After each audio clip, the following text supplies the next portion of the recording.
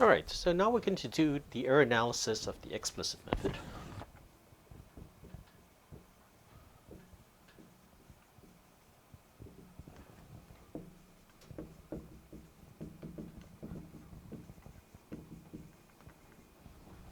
For the heat equation.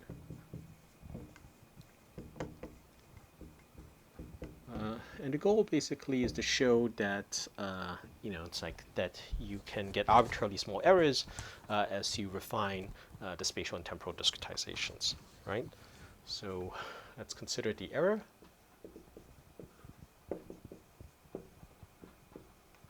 Okay, so let's denote this by EIJ. So this is just going to be the exact solution at time xi tj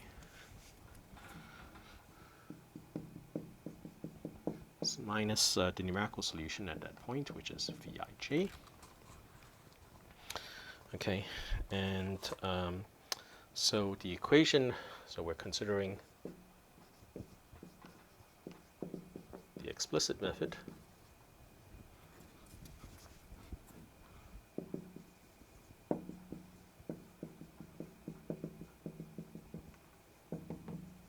Right, which is given as follows, right, that Vi j plus 1 is equal to S Vi minus 1j minus 2 Vij plus Vi plus 1j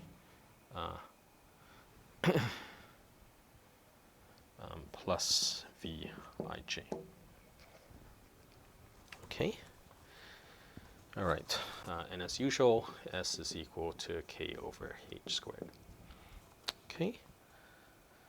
All right, so what we're going to do is we're going to put Vij, it's like on the left, and the Eij term on the right. So Vij is equal to U xi tj minus Eij. All right, so I'm going to substitute this expression, it's like into the defining equation for the method to try to conclude something about the error term. Okay, so I have U I j plus 1 minus E I j plus 1, so that's Vi j plus 1 right here, okay, is equal to S. I'm going to put all the u's first, and then it's like the e terms. Okay, so that's u I minus 1j minus 2u ij plus u I plus 1j plus u ij. Okay, minus s ei minus 1j minus 2eij plus ei plus 1j minus Eij. Okay. All right. So again, it's like I'm not really doing anything except taking the defining equation for V, which is the numerical solution, and rewriting it in terms of the exact solution and the error. Okay. All right. So with that, I can rewrite this. I basically want to find what the error is at the new time. Okay. So from this, what I get is that Eij plus 1 is equal to Sei minus 1j plus 1 minus 2s Eij plus Sei plus 1j minus s ui minus 1j minus 2uij plus ui plus 1j minus u I j plus 1 minus u I j. Okay.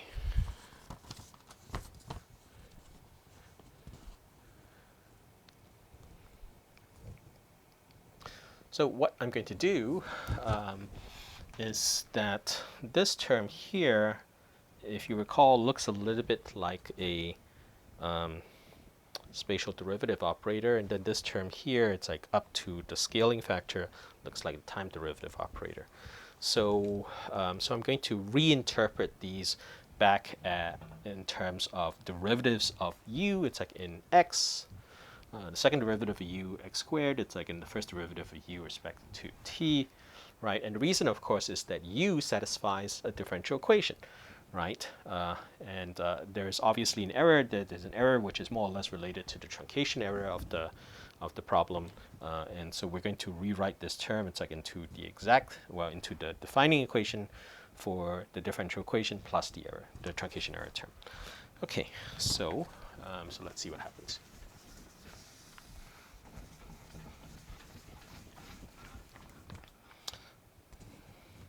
Okay, so recall that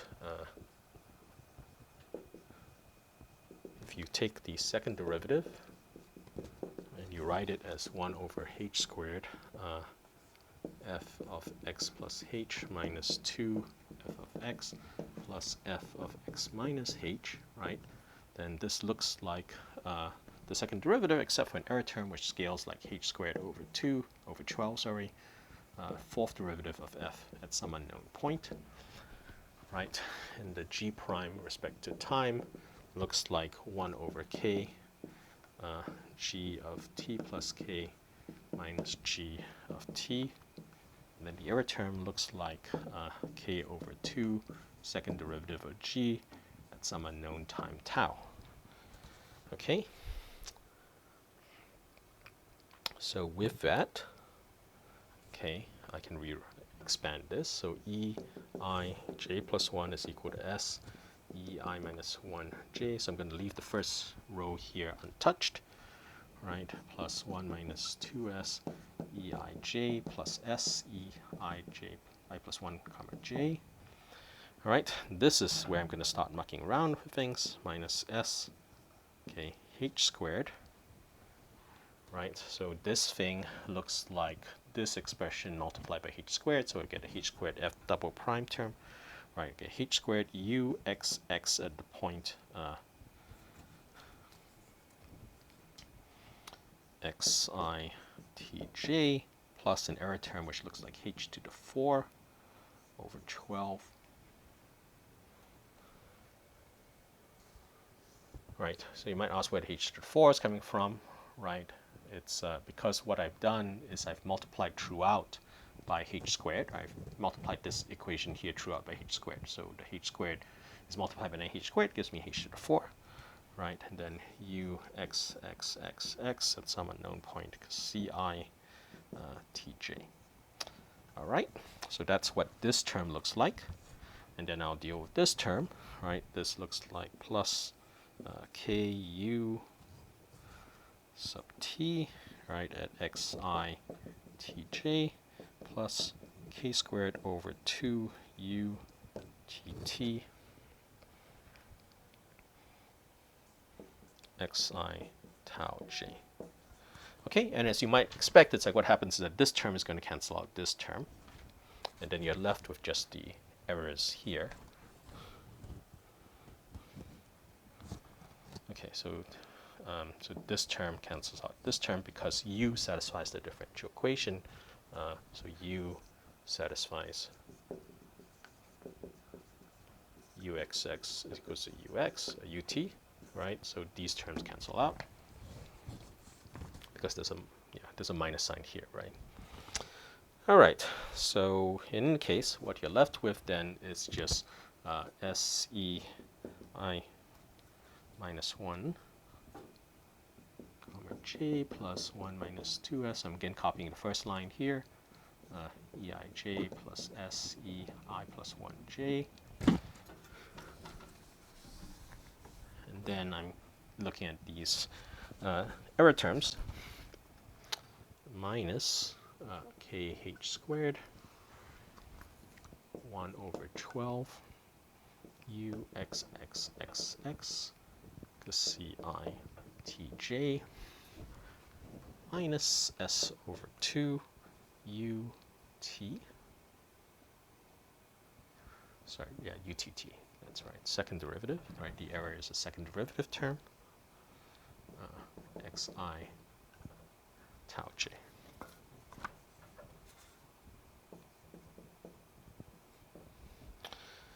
Okay. All right. So let's look at what happens. Let's consider x of t to be constrained or to be confined to a compact set S, which is this. Okay, so it's x is constrained to lie between 0 and 1, and then we want tau or t, sorry, to have some maximum value. Okay, so t is between 0 and capital T, for example. All right, then since it's compact, we can look at the maximum. It's like on these terms. I let m be 1 over 12, the maximum over maximum of the absolute value of u x x x x x t, right, plus s over 2, the maximum of u t t x t. Right, this is over S, right, which is the compact set here, where you have, again, it's like the domain, it's like for the spatial part, and then you have a upper bound on the time, it's like for the time interval.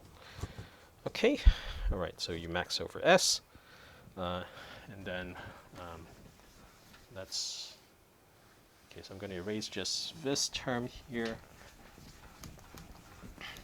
and write this as eij plus 1. Okay. All right. So as you might expect, what's going to happen is that you're going to say that the error at the new time interval is related to the error at the old time interval plus some bound that's like coming from this error term here. Okay. So I let ej be this vector of errors. It's like spatial errors, right, for a specific time slice.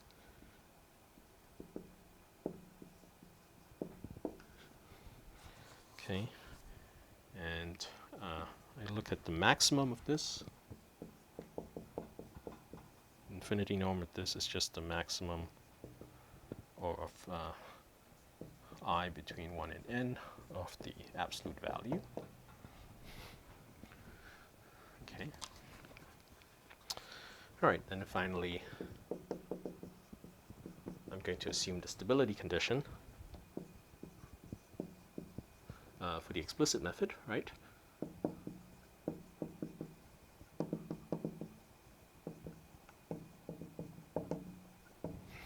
Okay, which is that 1 minus 2s is greater than or equal to 0. All right, and then with that, I can rewrite this equation here. Oh, let me rephrase that. I can use this equation to establish an inequality which the error at the new time satisfies. Okay, so the error satisfies the inequality.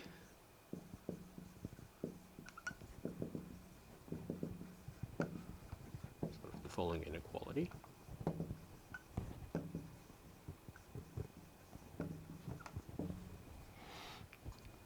Right, the error is less than equal to s, the absolute value. So I'm just applying the triangle inequality here. All right. Okay, this is positive, right, by assumption. Okay, or at least non-negative by assumption.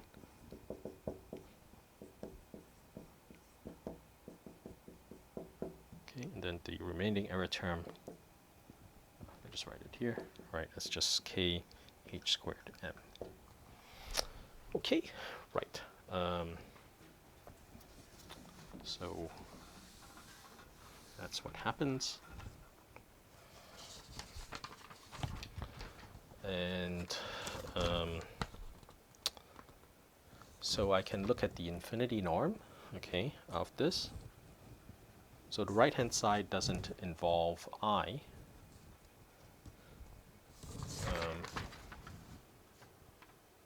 Actually, I'm not quite done yet.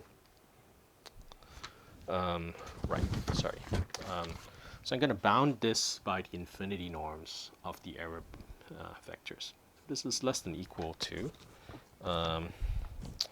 S, the infinity norm of the J vector, okay, plus 1 minus 2S infinity norm plus S infinity norm plus K H squared M.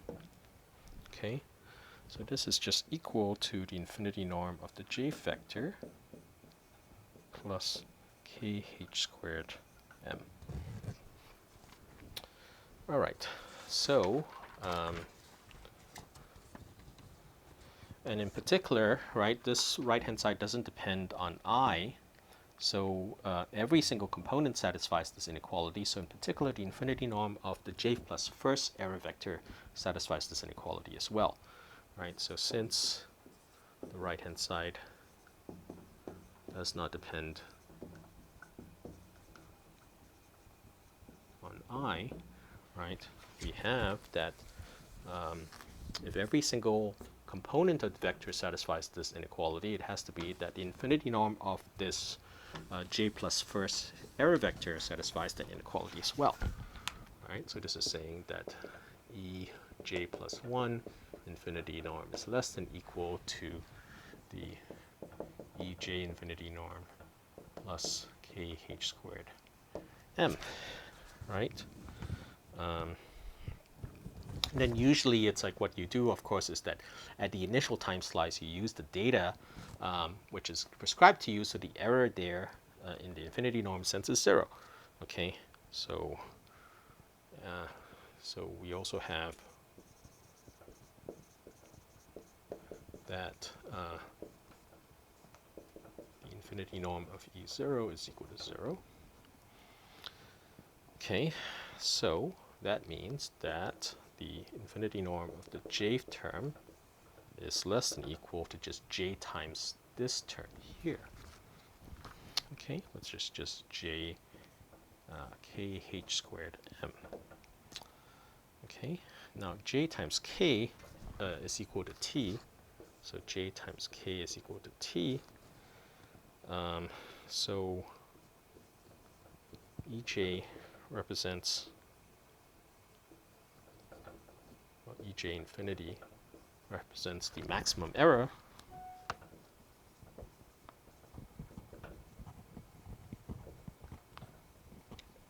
at the mesh point, at mesh points for time t. Okay, so and then we also sort of assumed that somewhere that t is less than equal to big T.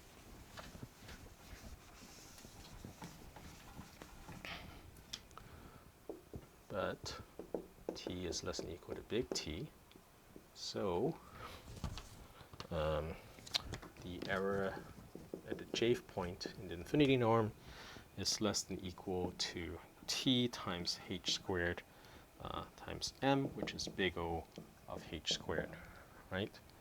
So as H goes to 0, right, the maximum error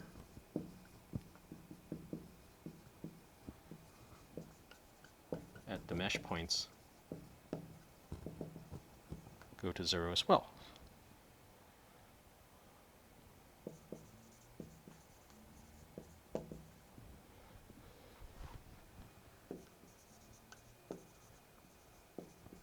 Right, so provided that we have the stability condition that S, which is equal to K over H squared, is less than 1/2.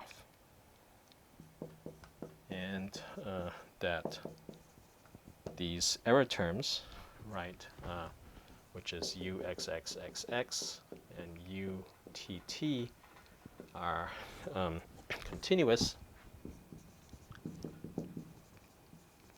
And you might ask, well, where do we use the fact that UXXXX and UTT are continuous?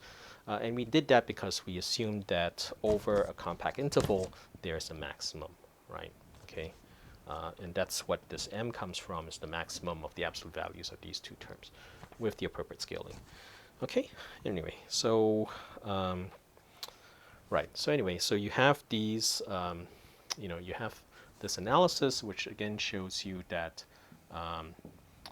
the, it's like the explicit method, right, is going to have an error which converges at big O of h squared, okay, to the exact solution, okay, which is sort of what we're interested in. So I forgot to mention that, in this error analysis, it's like we had just this condition that h goes to 0. You might ask what happens to k, right? So the intuition, as you might expect, is that both h and k has to go to 0. And the way you see that as being imposed is the fact that we require that s, which is k over h squared, is less than 1/2, right?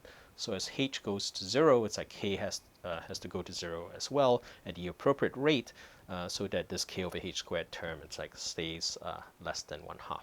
Okay, so even though it's like the error is framed in terms of h going to 0, this condition that s has to be less than 1/2 also forces you to refine its like k as well. Okay, so let me stop there.